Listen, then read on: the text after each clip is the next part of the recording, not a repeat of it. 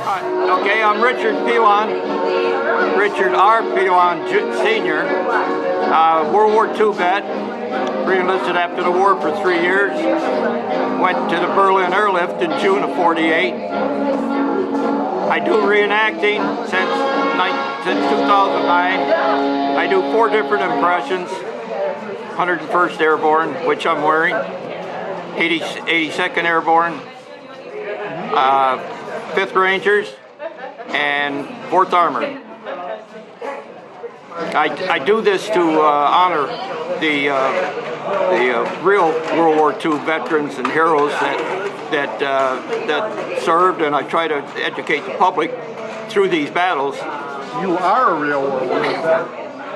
Well, I was Air Force. I didn't have to get out, and I didn't get into 45, so I didn't have to see any bad stuff.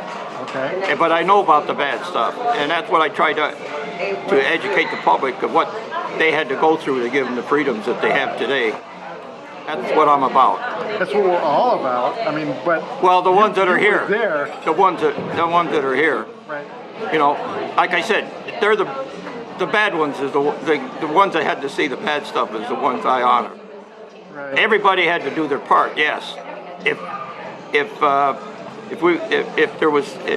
we were in a service, it was for a purpose. They don't take you in and let you just sit around. Right. And I did supply.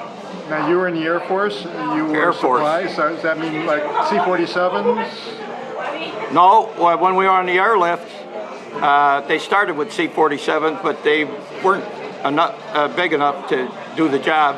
So they went all over the world and brought in all the C-54s and some of the airlines DC-3s, right. and that they held 10 tons, where the C-47s only held 3. Okay, now, were you a pilot or? No, I was in supply. You were in supply, so you were loading the planes? No, we didn't have to do that. The Germans did all that. I was in supply, trying to keep the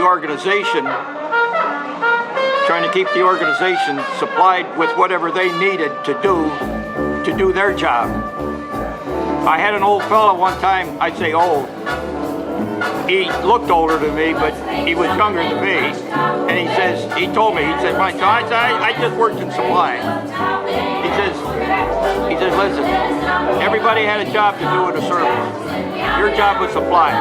If you didn't do your job, the guys out there couldn't do theirs. Exactly right. And World War II was a huge supply.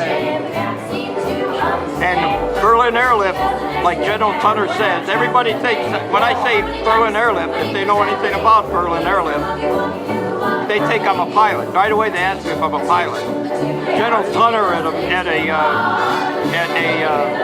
speech one time, he said 95% of the Berlin Airlift was done on the ground. What air base were you at? I was at Rhine, Maine, the main base where we flew from there into Tempelhof. Okay. The American sector, most of them came out of Rhine, Maine and Wiesbaden. How long were you at Rhine, Maine?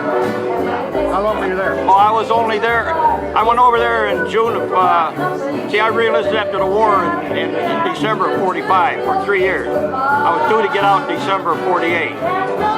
The airlift ended May 12th, 1949. So I got out before the airlift ended. I got out in December.